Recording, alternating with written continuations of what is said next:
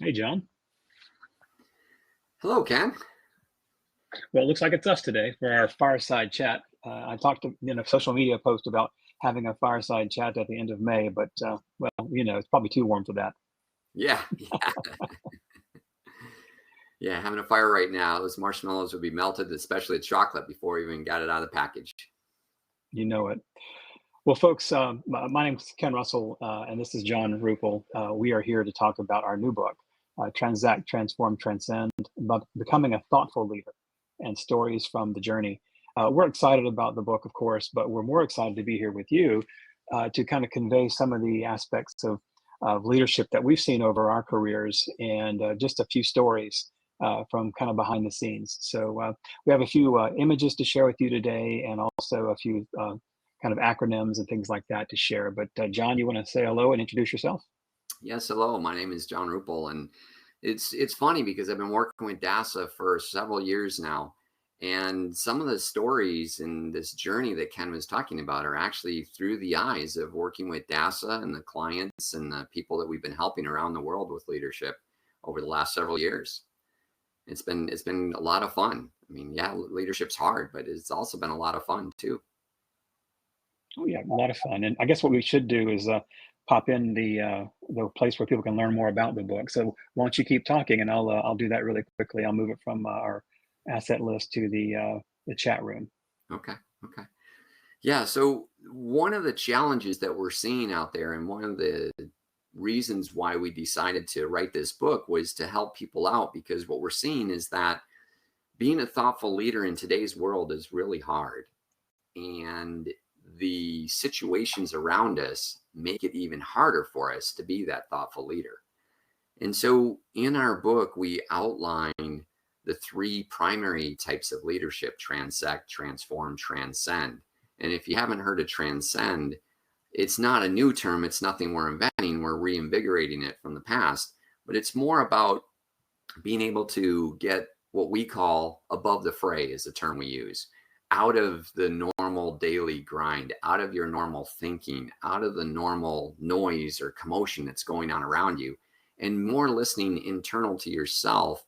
And how do you feel? How do you feel about the decision you're about to make, or what your peers are telling you, and the conversation you're in? What direction feels in the right direction that we should go? So that's a little bit about the context and the impetus behind why we're coming forth and why we decided to go ahead and write the book. Yeah, and that's a good start. I mean, people always ask about those three T's, right? The transact, transform, transcend. It's not just about those three words, but it's a good way to navigate the journey. I think we all come into leadership positions with the first T, that transactional, the idea that you do something, you have responsibility for something or some people, that sort of thing, and things get done. It's a transaction. Um, I think as we kind of mature in the role, we continue to do that. We never stop being transactional. It's just that we mature in the role and we start doing different kinds of things. And I think here recently, the term transformational has been kind of the word of the day. And I think that's a good word for how a leader uh, that may be maturing in a role operates. This idea that you're not doing this anymore. That goes away, and you're going to do something different. You're going to reorganize. You're going to focus on participation in a role. You're going to focus on building your team, that sort of thing. But I like where you landed, though, John. This idea of transcendent, this idea of transcending, because it is above the fray. It's taking that time, that kind of at that maturity level where you can kind of not be in the weeds, and you can kind of look up and say, "Oh, this is possible. These are some things that maybe I didn't see before." We use a term in the book called epidata insight, and it's just a funny word to say that it's not metadata, it's not data about data, it's data around data. It's all around different things that you wouldn't see if you were kind of heads down or you were focused on one project or trying to solve one piece of the puzzle. It's the ability to kind of look and kind of be, again, above the fray. Yeah, and taking that a step further, we have our five physical senses that we're all aware of, taste, touch, smell, and see, sight. We're seeing each other right now on this keynote. But there's actually, how do we feel? Energy, right? Energy, the more we learn about quantum around us, the more we're realizing that we don't know about the environment. and that data, other types of data that are around us. And that's where I know we use the term informed gut. And so, or intuition. Some people are say intuitive, or that's intuitive for me, or I just know something. And so this is where there's these other types of data that are out there. And that's where the transcendent comes in, is that it pulls in from those areas that aren't necessarily the physical senses that we think of. And that to me is very interesting, because the coincidences or synchronicities, or whatever you want to call it, however you want to interpret that or shape that for yourself as an individual, it's really interesting, because once you start becoming aware and you start opening up to the possibilities, or you start just taking a step back and see beyond physical seeing, and you start feeling, you're going to start noticing there's a whole different segment, or a whole different world out there above the fray, as we call it, that's open to us, and that we can and it's a lot of fun. To me, that's where a lot of fun comes in, is working in that and working from and I think that's a great point to bring up, the concept we used in the title of the book, kind of the subtitle, becoming a thoughtful leader. So let's talk about that, because it kind of leads into our first acronym that we want to share with the folks. This idea of, so you got transact, transform, transcend. You got a good idea of what those three things are. So let's talk about how those kind of come together and help us become a more thoughtful leader. And I want to start off. There's a graphic that I popped in the chat. You can see there. It says, "What is a thoughtful leader?" And I guess the best way to start this one is to show that a thoughtful leader listens, pays attention, and not just with their ears, but with their heart, their experiences, and what a lot of folks call intuition, I tend to call informed gut. This idea that you got this. Some of the younger folks might call it spider sense. This idea that there's something that I'm picking up on, something that's kind of, whether it's energy or whatever you want to call it, but there's something. I need to listen to that and pay attention to that. You want to do the second one, John? Sure. Empathize. So empathize, right? A lot of people say, okay, it's empathy, but it's to empathize. It's the action of it. It's to basically walk in the other person's shoes, or put yourself in that other person's shoes. Not only just think about what they may be going through, but taking it to the point of, can you really feel that visceral reaction to what is being said or done, or the conversation or the decision that's about to be made to them, onto them, around them? How does it affect their world, impact them? And so that to me is really, in today's world, with a lot of the stuff going around us, that to me is a big piece that people can work on and work with, understanding about themselves and helping others. And I think that to me, in today's world, is where a lot of leaders can focus on and gain a lot of credibility and earn trust faster. Because that's the thing for trust to me, is it's all about building trust. And so if you empathize with someone, I've learned that that's one of the quickest ways to build trust with them. Absolutely. And historically, we realize that being empathetic hasn't really been valued as a leader in a transactional world. But that's all changing. I think maybe the pandemic had something to do with it. I think people just growing and maturing has something to do with it. Strong leaders pay attention to the needs of their team. Again, paying attention is the key word there, walking along with them in their shoes. The last part, and I'll kind of close with this because we want to share our acronym, is this idea of being a sponge, listening and paying attention and absorbing and synthesizing all the activities and happenings all around you is a hallmark of a thoughtful leader, as is the skills, proficiency, fortitude to comprehend all of the environment that you're dealing with. Again, discerning, choosing, participating, and not retreating to some outside perspective, but being involved and imbued into the organization. So that's what that really means. But here's the fun part, John. Can I mash the button here and show the other one? Okay. So here's the same graphic that you guys see in the chat session there, but you see yellowed highlighted words there. So the 4 words you see there: listens, empathizes, absorbs, discerns, and there it is. There's lead, LEAD. And so that was sort of one of the big sections of the book, of course, is how do you get to that point? How do you get better at doing these things? So, John, I think there's one more graphic out there that I'll pop in a second that's got a cute graphic with LEAD in it. But any thoughts about the acronym itself? The acronym itself, it was very interesting. Is that so? When Ken and I wrote the book, right? For those of you that have written or authored a book, it's a process, and you go through and you have this strategy. Okay, we're going to put these things in the book, and what's happened is that now that we've become consumers of the book, we're realizing that there's stuff in the book that we did not intentionally put in there. We didn't have a strategy. We're finding it within the book that we wrote ourselves. And that to me is where LEAD, this acronym of LEAD, really comes in, is that I'm having conversations with leaders from around the world. Just had one yesterday where I said, all you have to do is lead. It's that simple. It's that hard. And they were like, wow, okay, I got to sit on this for a minute. And that to me was where I realized, like, wow, this is really can be impactful. And it was impactful on me. I mean, and yourself. I mean, we've had this conversation. We've had, we talk about this, is that how impactful it is. And that's where I'm so excited about this, because we're enabling people and we're empowering people to simply lead. Absolutely. And I think what's exciting about all that's come out of the book is that it's allowed us to share stories. And I think we talk about stories from the journey. So there's probably, I don't know, 30 or so stories kind of mixed in the book. And they're a combination of what John contributed and what I contributed. But those are fun. And I encourage you to look through those stories. And we'll share one or two of them here in a moment. But at the beginning of every chapter as well, we have as you probably would expect, inspiring or insightful quotes from very famous people. And the one that I always like to share that's kind of kind of oddball kind of thing you wouldn't really expect from someone like me, but it's on page 99. And it's basically from Neil Sedaka and Howard Greenfield. If you know those, there's a writing duo, very famous pop star from years and years ago. But you may recognize one of their works from a song called "Love Will Keep Us Together" from the Captain and Tennille from the mid '70s when I was a kid. And I remember this, and it really hit me hard. And it kind of, especially as an adult and as a researcher and someone who studies this kind of thing, the quote is, "Hear with your heart, and you won't hear a sound." Now, to some people, they say, well, that's kind of weird. The heart doesn't have ears. But then you think about what the heart really means metaphorically.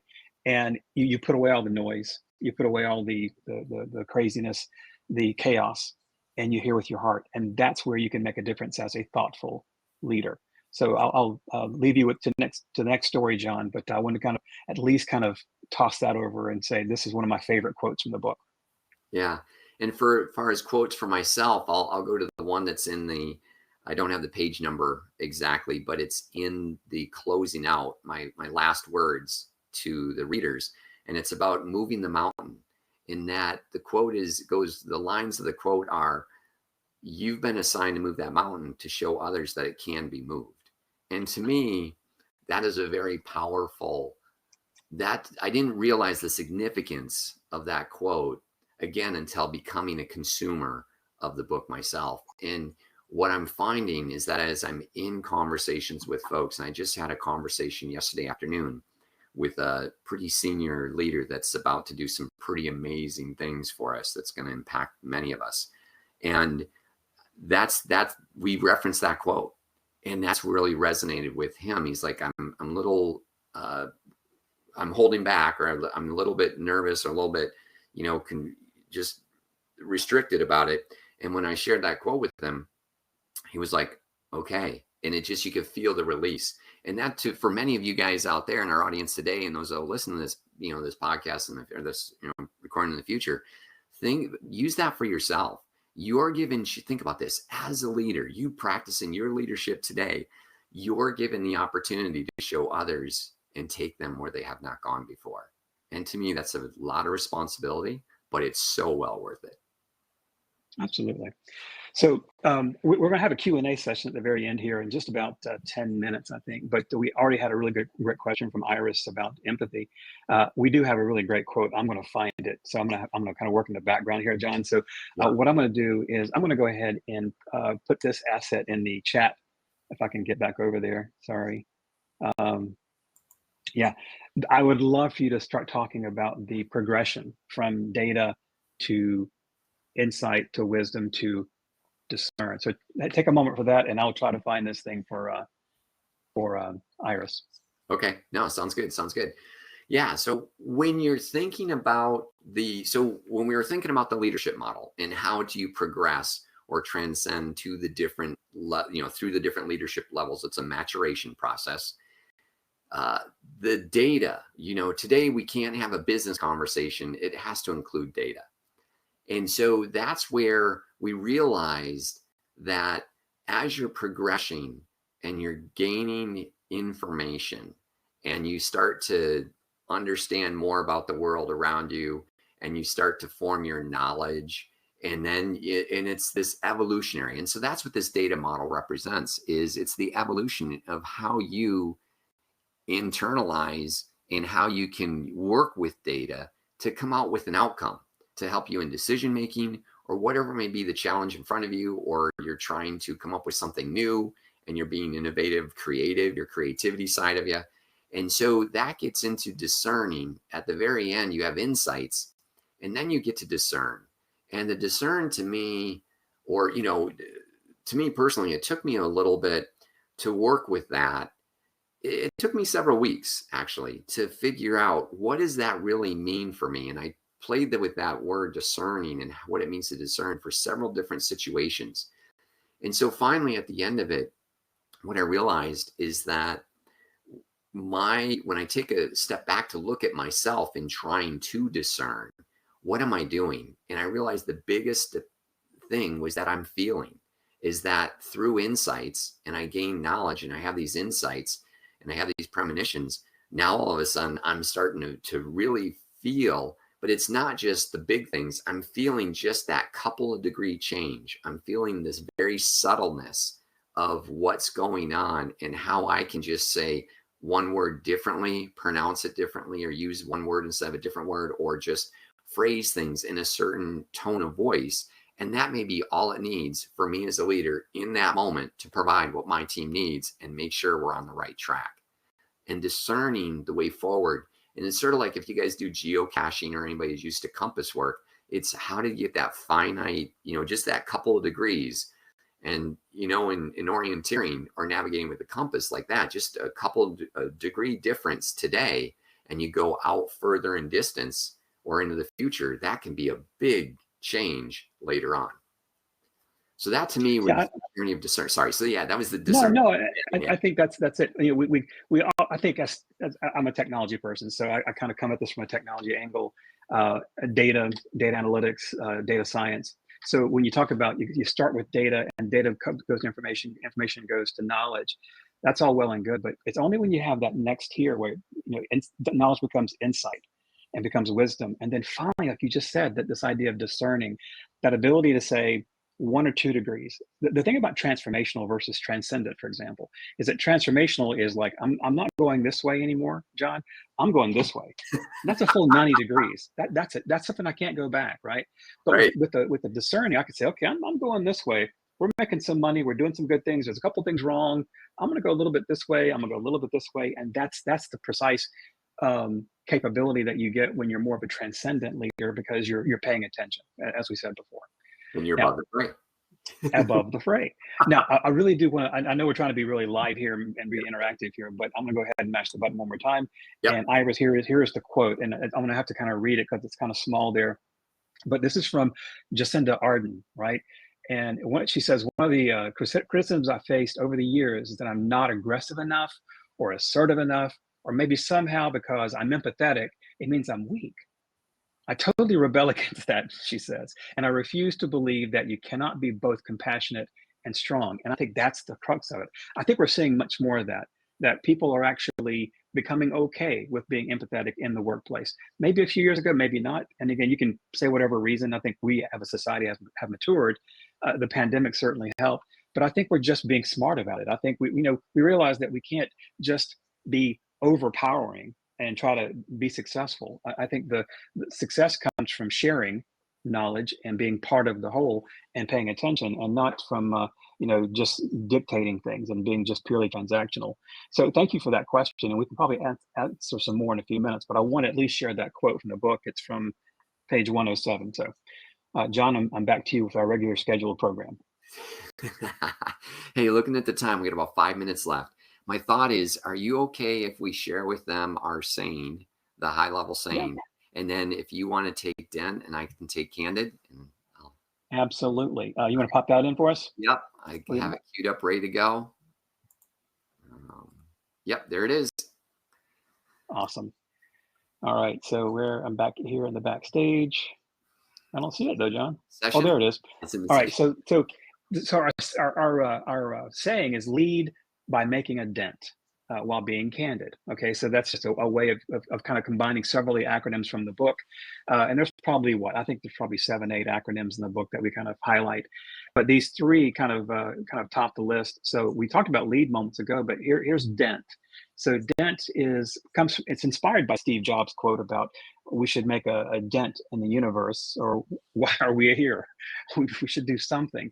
So the D stands for something that's pretty interesting and amazing for getting people, particularly adults, to learn, and that's creating disorienting dilemmas. This idea of disorienting, so you can actually open the brain up to learn. So D is for disorient, because when you're disoriented and suddenly think about, well, maybe what I've been thinking about, maybe it's not really so. Maybe it's different, and it gives me a chance to examine things in a new way. But then E is very important at that point, because once you've kind of disoriented yourself, you're trying to figure out, what direction to go. It's really important to know that is your idea or your thought, does it extend an existing thought, or is it a brand new thought? So, and that's important to know which, because if you're kind of adding on to someone else's work or adding on to a different idea, that you need to know that.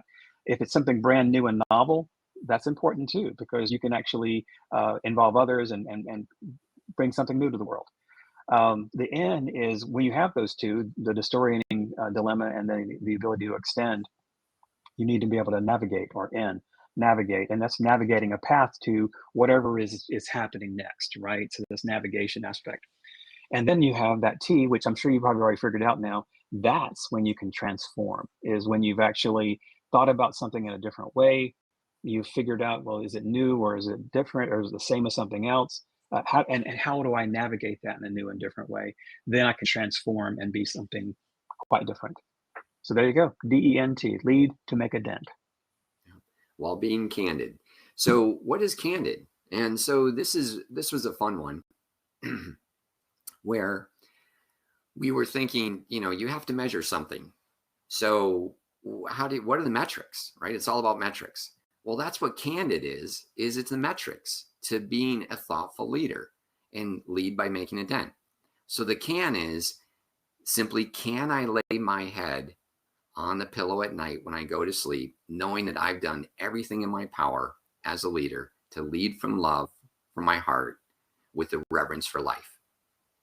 It's that simple. And this is where that empathize comes into place, because in order for you to be able to say yes to can, you would have had to be able to empathize during your day with those around you and the situations around you. Did I have to apologize? Okay, for what I said, for what I did, for what my behaviors, or how I made other people feel. Again, that's where that empathize comes in to the picture, because it goes back to that feeling. How did I make them feel as a leader? And there's a famous quote on that, and I forget who said it, about how you make people feel as a leader. But that's really the key here for a simple metric for candid is, can I lay my head on the pillow at night? And then did I have to apologize? And to us, it's that simple. Lead by making a dent while being candid. Yeah, I think that's well stated, John, and I appreciate your extra detail on that. You want to give us a quick story? I know we have about 5 minutes left, and I know we want to hop over to Q&A, but how about one of your shorter stories? Folks, the book is filled with stories, but some of these stories are quite long. So how about one of your half a minute stories, John? I got you. Let me do it. I'll do this one. Well, I don't want, so I'll just do it this way. I'm gonna give you a story that's not in the book, but it's representative of the stories. So I'm on a submarine in the middle of somewhere doing what we're doing, which I can't really talk about. And I had to wake up the weapons officer at 2:00 in the morning. So I was terrified of knocking on that door at 2:00 in the morning, waking up my weapons officer. And he comes to me and goes, "Pay Officer Ruppel, you better I don't mind you racking me out, but you better have a solution, and I don't want to hear you whining. So that to me is where I learned very quickly in that moment that if I'm going to go to somebody, I'm not there to bring them my problems. What they want from me is they want my opinion. They want what I have. They want a solution because that's what matters in that moment.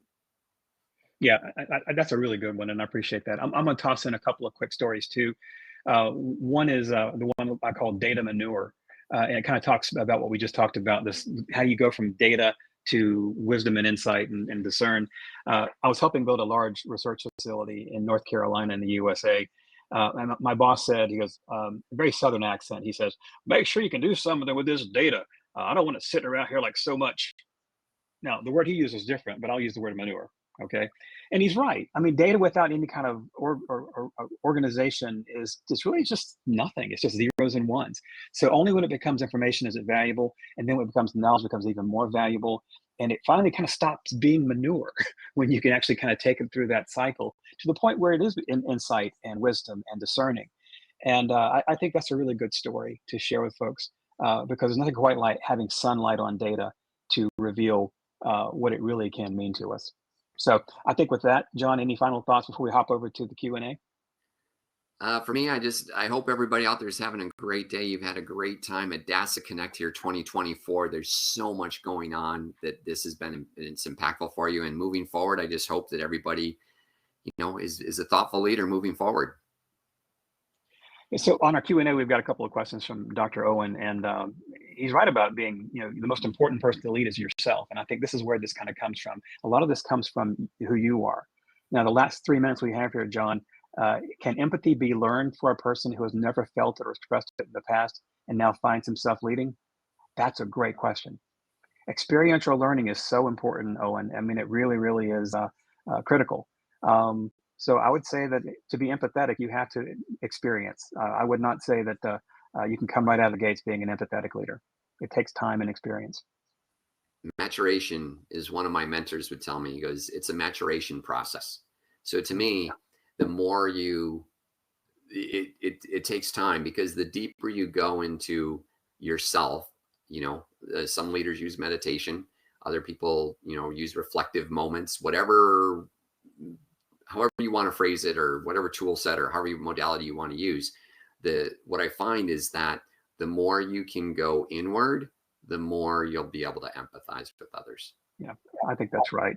And then your final question, Dr. Owen, was that this idea of transact been replaced by thoughtfulness. I think if I understand your question correctly, it's this idea that transact is always a part of us, and it's more of a key element of being a leader. Think of it as a pyramid. It's a foundational element of who you are as a leader. You're always going to be that. It's just what you do as you mature up that scale, up that hierarchy, if you will. I think that's what happens. That final acronym I'm going to give you is that LISTEN thing. Listen is not just the first letter of lead, it's actually an acronym itself. And the L in listen, LISTEN, is learn. The I is interpret, and the S is shape. Those three alone, learn, interpret, shape, help you become a better leader and kind of rise out of that transactional piece. The last part, TEN, is transform, evolve, and nurture. And I think that's where you really kind of start to become a kind of a transformational and transcendent leader. And you start by listening, but pay attention to what listen means. Learn, interpret, shape, transform, evolve, nurture. And thank you, folks. I think we have about a minute left here. Any final thoughts or questions? John, I really enjoyed this with you, and it was fun. It's always fun to work with John Ruppel, by the way, folks. As I always say, Ruppel has scruples. That's how you know how to pronounce his name, by the way. Thank you for that. And likewise, Ken, for yourself. We're always challenging each other. And if anybody has the opportunity to work with Dr. Ken, please do, because he will challenge you in ways that you didn't expect. And again, that disorienting, he loves to disorient you. And so that's been a lot of fun, and I love it. So keep it coming. Let's have some more fun. Yeah, and there's one more thing in the book. We're asking for stories too. So please share your leadership story with us. We would love to see it, love to hear it. So in the back of the book, there's a QR code.